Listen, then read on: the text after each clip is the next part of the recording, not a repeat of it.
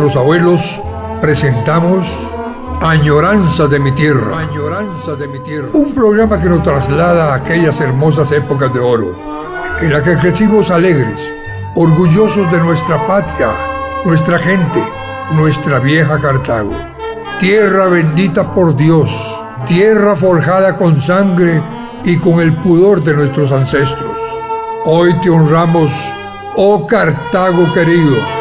Hoy recordamos aquellos momentos y sucesos que nos pasaron, que nos hicieron reír o tal vez llorar, pero con el pasar del tiempo forjaron en nuestras almas sentimientos que nos llena de orgullo, heredando así un Cartago mejor para nosotros y para nuestras futuras generaciones.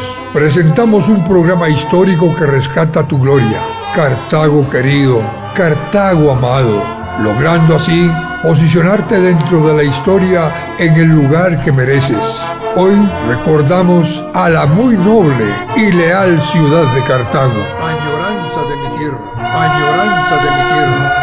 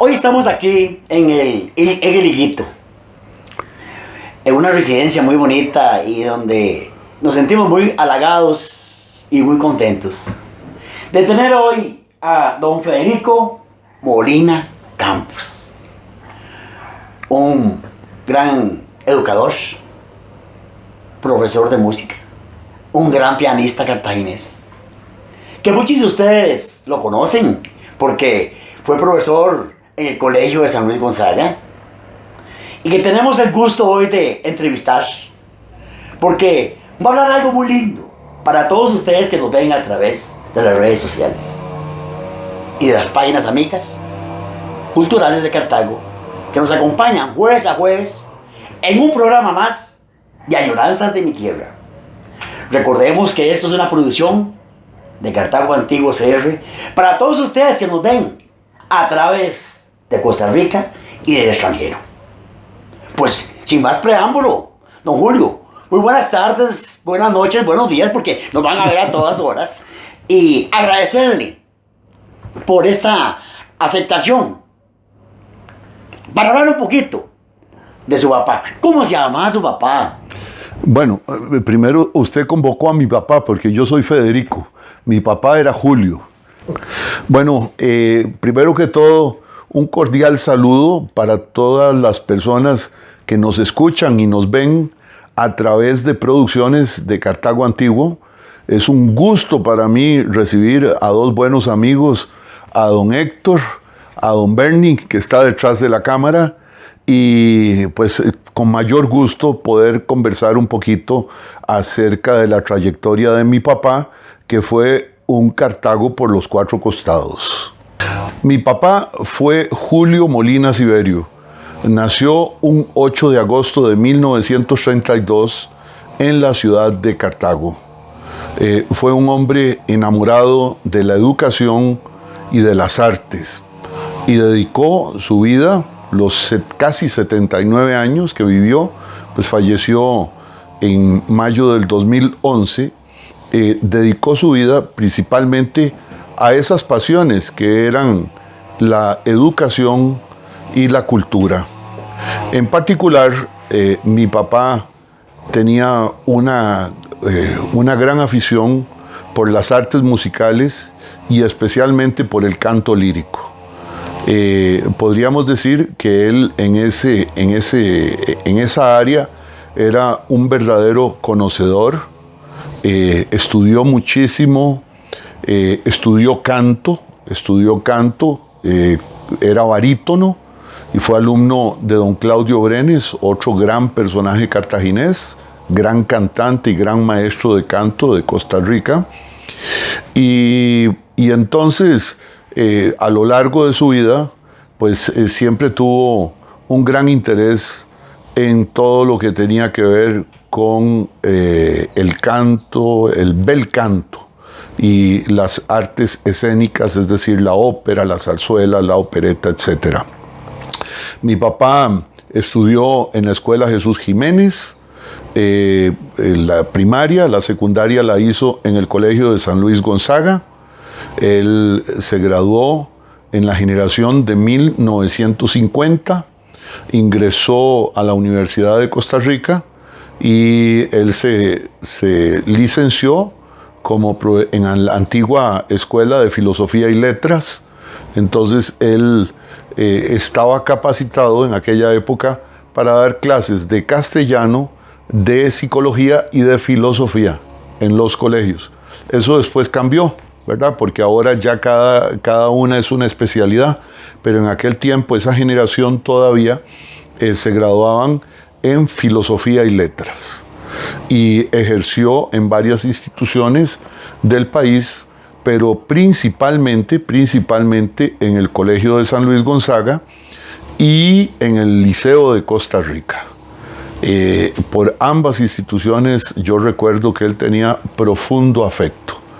Todavía me acuerdo que era muy amigo de otro cartaginés, el Cordero, el que era el director del colegio, hermano del padre Cordero, que era el director del Liceo de Costa Rica en la época que don Abdulio Cordero, y que está con nosotros todavía, ya nonagenario, pero según me han contado, está.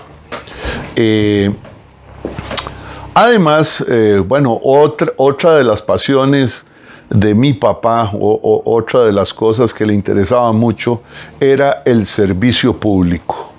Y por eso se involucró en la política desde muy joven. Diríamos que su padre o su mentor político fue don Otilio Ulate Blanco, expresidente de la República, como todos saben, y don Otilio tenía amistad con mi abuelo Julio Molina Calvo, y entonces ya desde muy jovencito mi papá tenía la inquietud de la política, del servicio público, cuando los políticos querían servir, no servirse, porque eso fue, puedo decirlo con toda tranquilidad, mi papá fue un servidor, nunca se sirvió de la política, él trató de servir. Y recuerdo que mi papá me decía, contaba alguna vez, que cuando le manifestó a don Otilio que quería entrar en la política, le dijo, Julito, porque así lo conocían la familia, los parientes y los amigos lo conocían como Julito, que Julito medía 1,88 m, ¿verdad? Pero bueno, así se le llamaba porque el papá se llamaba Julio también. Y le dijo, mire Julito, si usted quiere entrar en la política, tiene que ponerse unas botas bien altas para que no se le meta el fango. Ese fue el consejo de don Otilio Ulate. Es decir, quienes transitan por esos caminos siempre van a ir en una nebulosa, se van a mover en una nebulosa, pero hay una línea que nos indica que de aquí para allá no podemos pasar. Hay que tener ese cuidado. Digamos, la metáfora es que la persona que se mete en política tiene que estar muy bien blindado para que no se le meta el fango. Es así que en la administración de don José Joaquín Trejos, expresidente de la República, don José Joaquín Trejos Fernández, 1966-1970, mi papá sirvió como oficial mayor de educación pública. En aquel tiempo, a diferencia de ahora, que tenemos en los ministerios 2 viceministros, digamos el viceministro de la especialidad y un viceministro administrativo, en aquella época prácticamente era el ministro y el oficial mayor.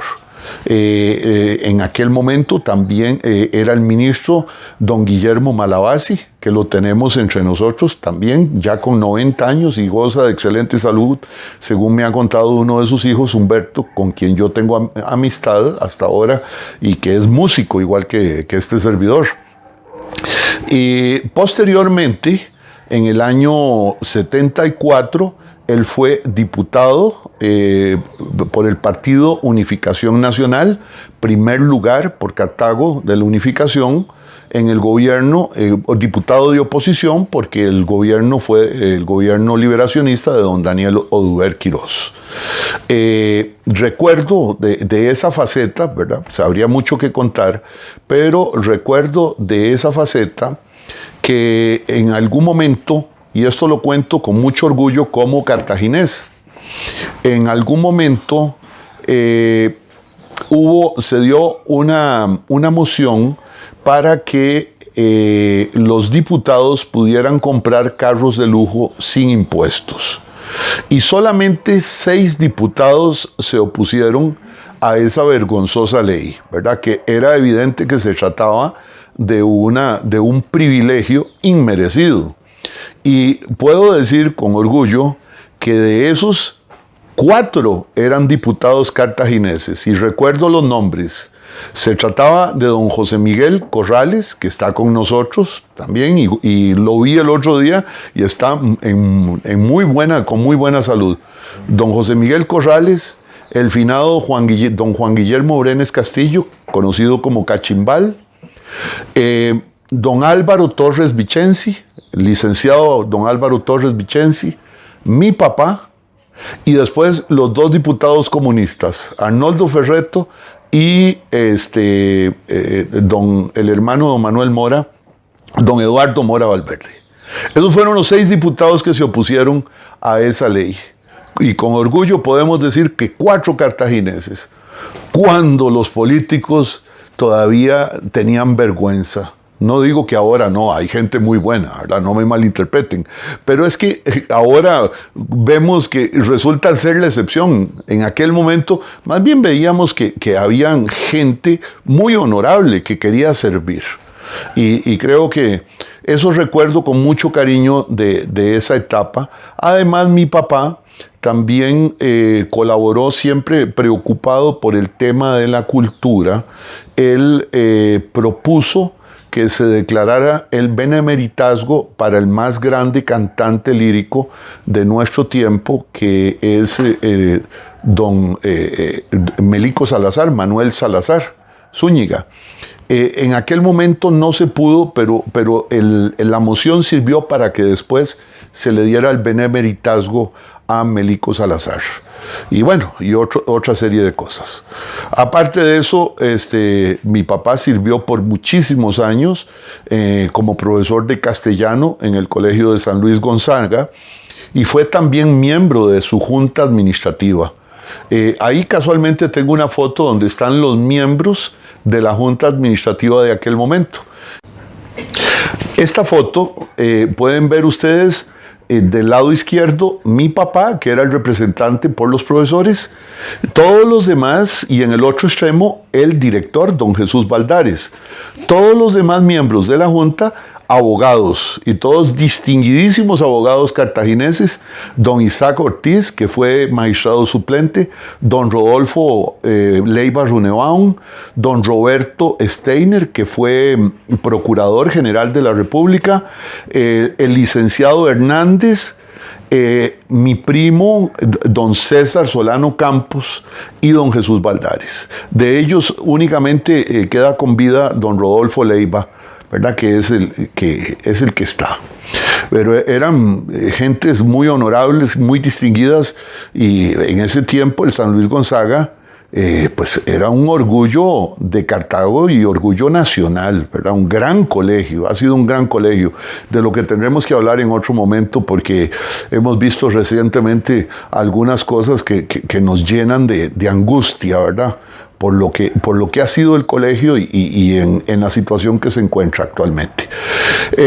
Siguiendo con eso, mi papá también trabajó como profesor en el Liceo de Costa Rica, y cuando se jubiló, él dedicó su tiempo, mucho tiempo y esfuerzo a investigar, aunque él no era historiador profesional, digamos, no había estudiado la carrera de historia, siempre fue una persona muy interesada, era un gran lector desde niño, había sido un gran lector y tenía una cultura universal muy vasta, y entonces él se interesó sobre todo por el ensayo biográfico y dedicó tiempo a figuras costarricenses y cartaginesas en particular.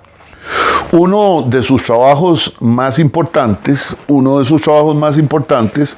es, bueno, el primer libro que él publica es sobre Pío Víquez, ese gran periodista costarricense que se le considera como el padre del periodismo en Costa Rica, una de las grandes plumas que ha tenido nuestro país.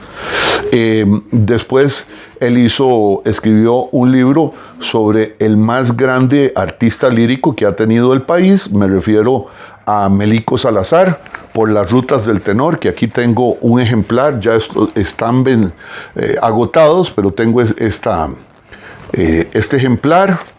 Y también escribió sobre otro gran personaje costarricense, don Alejandro Aguilar Machado, benemérito de la patria, abogado que dedicó su vida a la educación, y también escribió, su último trabajo fue sobre un connotado cartaginés, una figura poco conocida, claro, por los historiadores y por la gente que se dedica a estudiar estos temas, pero no por el gran público. Me refiero a este gran cartaginés que fue don Eusebio Figueroa Oriamono.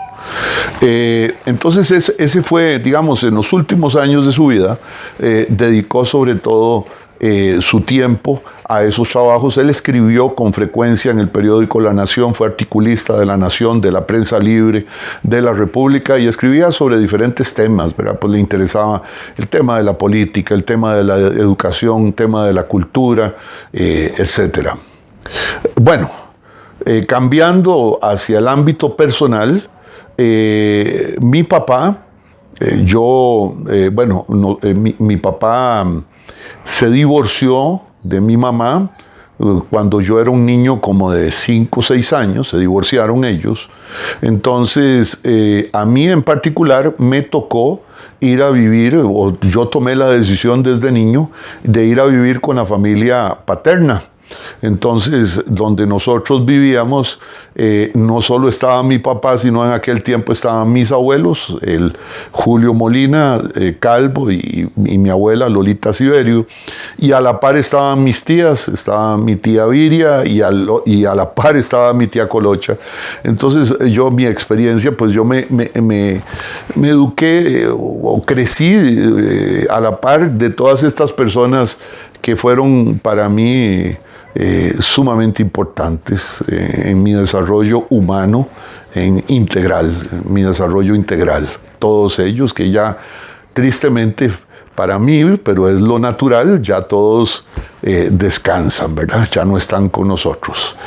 Y mi papá como padre fue un hombre muy preocupado por sus hijos, ¿verdad? Siempre estuvo pendiente de nosotros, de nuestras necesidades, tanto mías como de mis hermanas, y fue un hombre que en mi caso, pues él me inculcó el cariño por la cultura, por la lectura y por los grandes valores,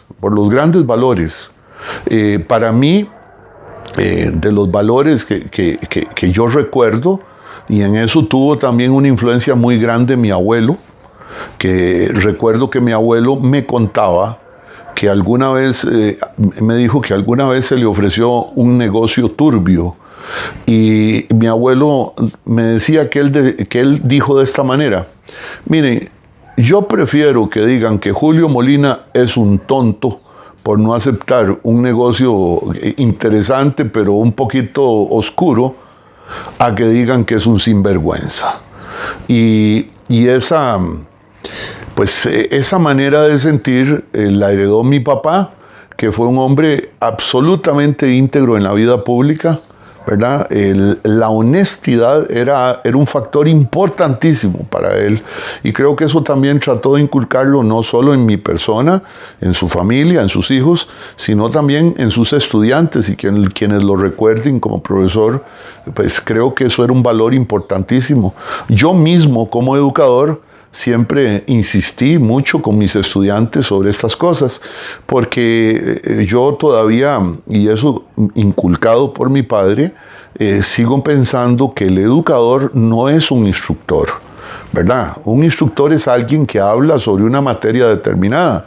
En mi caso, pues yo les hablo sobre música y todo lo que tiene que ver con la música, y según los programas del Ministerio de Educación Pública, pero eso es solo la labor primera. Hay una labor más importante, subyacente, cuál es inculcar en los muchachos valores, el aprecio por sí mismos, ¿verdad? El aprecio y también inculcar en los jóvenes el aprecio por nuestro país y por los valores que han hecho grande nuestro pequeño país, y que a veces están en juego, a veces están en peligro, porque en lo personal yo sigo pensando, a pesar de que los medios de comunicación muy inclinados hacia las noticias negativas, ¿verdad?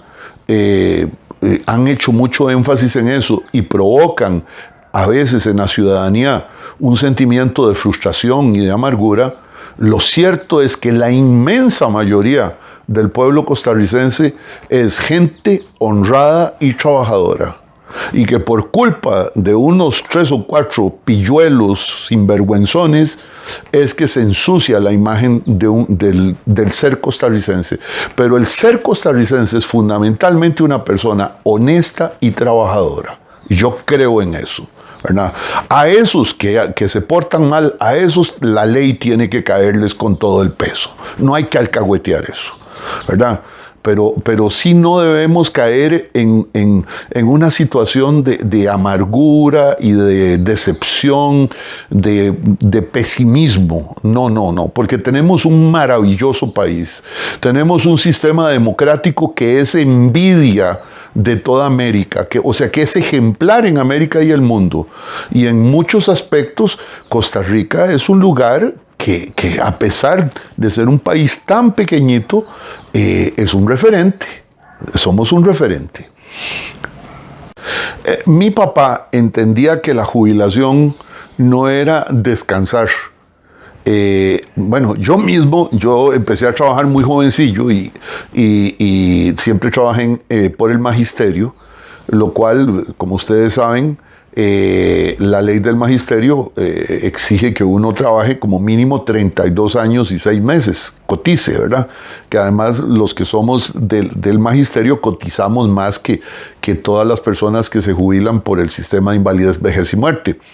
Entonces yo me pude jubilar, como yo empecé a trabajar muy jovencito, yo me pude jubilar hace un par de años.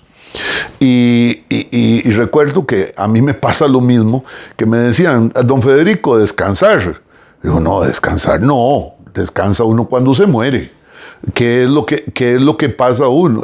¿Qué es lo que cambia? Bueno, lo que cambia es que uno ahora puede, ya jubilado, dedicar su tiempo y su energía a cosas que en la vida laboral uno no tenía el tiempo para hacerlos. En mi caso, como yo soy músico, pues yo he dedicado mi tiempo al estudio del piano, que es mi especialidad. Yo estudié composición también, estoy componiendo y estoy haciendo una serie de proyectos relacionados con la música. Incluso actualmente estoy sirviendo ad honorem como director de la Compañía Lírica Nacional. Entonces no es descansar, es simplemente uno disfrutar de realizar otras actividades que en la vida laboral no nos queda el tiempo para hacerlas. Y mi papá, su gran pasión también, además de la lectura, era la investigación. Y por eso, en los últimos años, después de que se jubiló, él escribió varios libros, ¿verdad? Como les mencioné anteriormente. Esta investigación que hizo sobre Melico Salazar, que se llama este libro Por las rutas del tenor, es un trabajo que le significó largas horas de investigación, incluso yendo a fuentes primarias. Mi papá viajó a México porque la carrera de Melico Salazar se desarrolló desde Europa, Nueva York, todo Estados Unidos, México, y vino a Costa Rica, ya cuando ya él estaba en el declive de su carrera como cantante, regresó a Costa Rica. Pero mi papá fue a México a investigar, fue a Nueva York, consiguió un libro que yo creo que debe ser único en el país, que yo lo conservo, que es recoge todas las actividades del Metropolitan Opera House desde su fundación hasta el año 43. Y ahí figuran todas las apariciones de Melico en el Metropolitan Opera House, que es una de las salas de ópera más importantes del mundo hasta hoy. Prácticamente es el único costarricense que ha sido artista estelar en el Metropolitan durante varias temporadas, que pudo haber cantado en la Scala de Milán, y por un tema ahí de un problema con uno de los empresarios para los que trabajaban no se pudo realizar, pero el mismísimo Toscanini, uno de los directores más famosos de la historia, quería dirigir a Melico, no se pudo, pero así de grande fue nuestro tenor. Y mi papá hizo una profusa investigación. También les decía de otro gran educador costarricense, que se fue contemporáneo de don Alejandro Aguilar Machado, pero que muy joven se fue, que fue maestro de escuela en Potrero Cerrado de Oriamuno, y ahí conoció a mi abuelo, que el bisabuelo tenía fincas en ese lado y jugaban fútbol y montaban a caballo, jovencillos. Y después fue maestro en Juan Viñas. Cuando los Tinoco tomaron el poder, don Raúl era enemigo de los Tinoco, entonces castigaban a los maestros en aquel momento. Mandarlos a Juan Viñas era como mandarlos al destierro, ¿verdad? Muy joven don Raúl se fue, se montó en barco y se fue para México en la reforma educativa de el gran reformador de México, don José Vasconcelos, que fue el gran reformador de la educación en México, porque después de la revolución resulta que en México la mayoría de las personas eran analfabetas, y entonces el proceso fue educar, ilustrar, alfabetizar el pueblo mexicano, y don Raúl se fue para allá, muy joven, muy joven. Y les digo que don Raúl no llegó a ser rector de la UNAM, que es el equivalente a ser rector de la Universidad de Costa Rica, porque no era mexicano de nacimiento. Pero fue una persona, como les decían en México en aquella época, era un pantera. Un pantera era un personaje importantísimo. Y don Raúl se hizo muy amigo, a pesar de la diferencia de edades, se hizo muy amigo de mi papá, porque lo conoció. Él siempre venía a visitar a su familia a Costa Rica. Él se quedó toda su vida viviendo en México, pero nunca se desprendió de su familia en Costa Rica, y tenía familia en Cartago. Y resulta que tenía familia que vivían a la par de la casa de mi papá, ahí en Los Ángeles. Y entonces mi papá, en ese momento, siendo oficial mayor de educación pública, las primas de don Raúl lo presentaron. Y de ahí nació una entrañable amistad, ¿verdad? De la cual yo también usufructué. Me fue muy bien, porque gracias, y esto como una nota corta, gracias a don Raúl, yo pude conocer a uno de los pianistas y estudiar con uno de los pianistas mexicanos más importantes de aquel momento, que fue el maestro Carlos Vázquez, que fue heredero universal de los bienes materiales y artísticos del gran compositor mexicano, el maestro y autor de aquella famosa canción Estrellita, ¿verdad? ¿Se acuerdan ustedes de quién hablo, verdad? Pues nada menos que Manuel María Ponce. Ese grandísimo, inmenso compositor mexicano, y tuve el privilegio de estudiar en la casa que fue del maestro Ponce, en los pianos del maestro Ponce. Y bueno, don Raúl fue también un referente para mi papá. Gracias a esa amistad, mi papá recibió, bueno, entre los reconocimientos, él era miembro numerario de la Academia de Letras de México, ¿verdad? Se le recibió por sus trabajos como escritor. Aquí tengo una foto que guardo con mucho cariño, que es un recuerdo de un viaje que hicimos mis hermanas y este servidor con mi papá a México en 1990. Bueno, ya tiene sus añitos la foto. Como pueden ver, en aquel tiempo yo todavía tenía cabello. Y ahí están mis dos hermanas, afortunadamente ambas vivas y gozando de muy buena salud. Aprovecho, si ellas ven este programa, para enviarles un cariñoso, afectuoso saludo.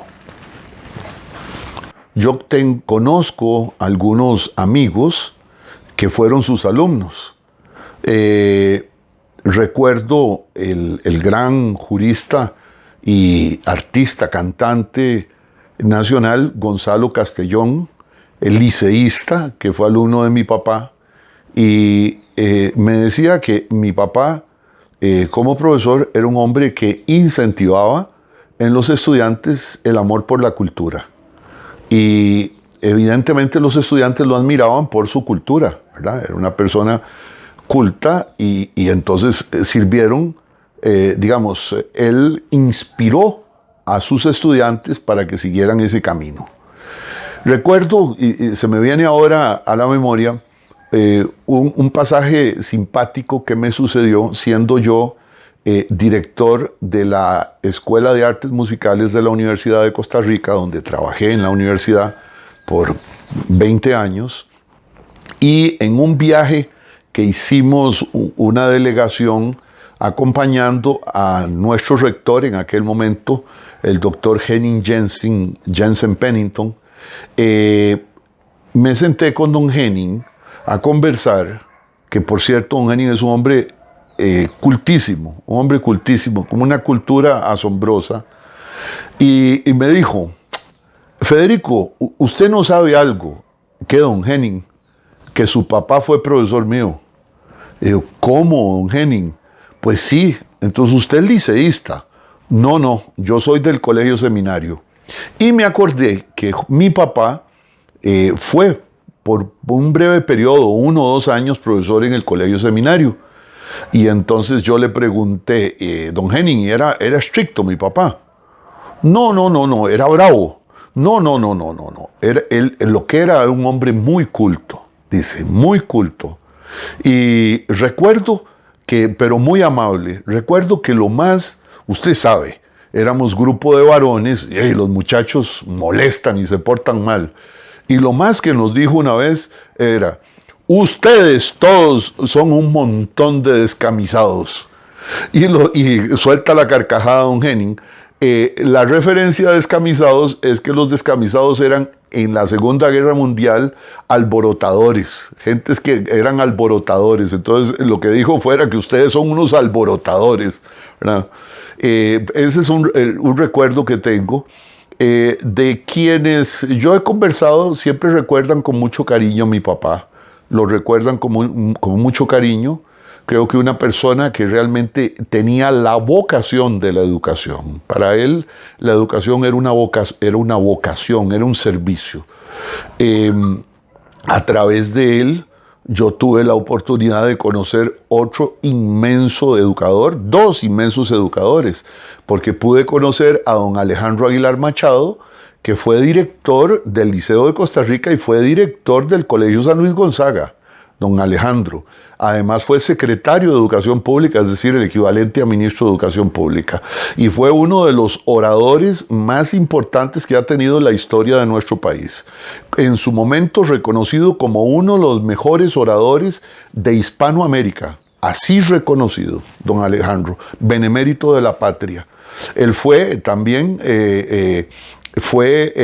digamos, mentor de grandes costarricenses, de grandes políticos costarricenses como don Alfonso Carro, como don Carlos Manuel Castillo, del mismo don Daniel Oduber Quirós.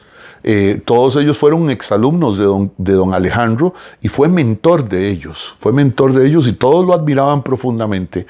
Mi papá, de hecho, escribió un libro sobre don Alejandro y el prólogo, el prefacio, lo escribe don Carlos Manuel Castillo, que es gran economista costarricense que fue candidato a la presidencia, que no llegó a ser presidente, ¿verdad? Pero fue un connotado economista y político costarricense. Le gustaba mucho la oratoria, esa era otra faceta de mi papá. Tuvo el club de oratoria en el San Luis Gonzaga y creo que muchos estudiantes se beneficiaron de ese club, ¿verdad? Se hacían concursos de oratoria y toda esa cosa. Por otra parte, pues su afición a la música, ¿verdad? Por lo que siempre estuvo muy relacionado con los maestros de música. Recuerdo, y que lo tenemos entre nosotros, mi querido amigo, mi querido maestro, profesor don Carlos Calderón. Don Carlos Calderón fue alumno de mi papá, alumno, amigo y colegas en el canto. Su hermano, también gran amigo, que es un fanático de la ópera, Calderón. Bueno, una característica que tenía mi papá, a pesar de que él, digamos, por sus actividades, se relacionaba mucho con la vida cultural del país, siempre su preocupación y su amor era Cartago. Nunca se quiso ir de Cartago, siempre vivió en Cartago. Su última residencia era la casa paterna, la casa de mis abuelos, que existe hasta hoy, que es una casa que queda donde era la antigua ferretería Lepis. Para los que somos ya más viejitos sabemos dónde es.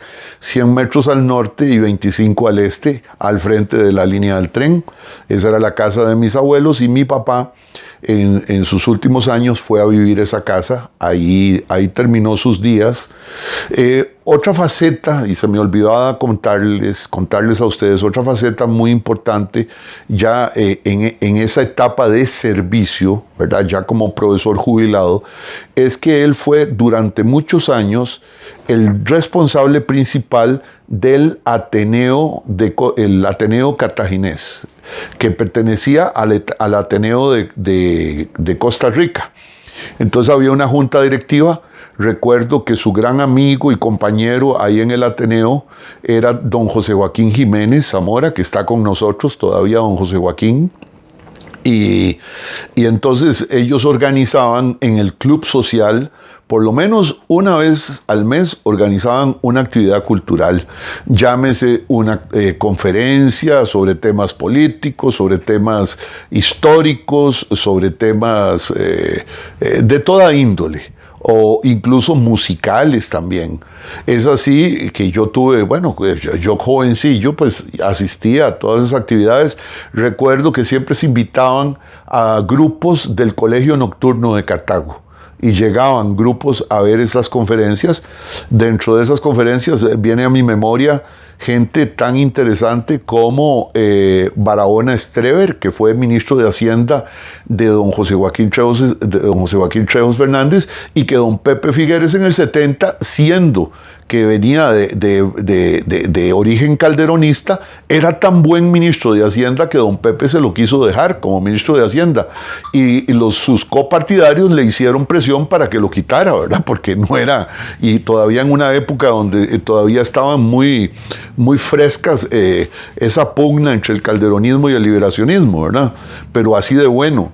Recuerdo dentro de los músicos tuvimos gente tan importante como el dueto Mora Duarte, esos grandes músicos colegas, Gerardo Duarte, gran pianista costarricense, ya jubilado, y Eddie Mora, que es nada menos que el director de la Sinfónica de Heredia, uno de nuestros músicos académicos más destacados del país. Ellos vinieron, Cuarteto de Trombones de Costa Rica.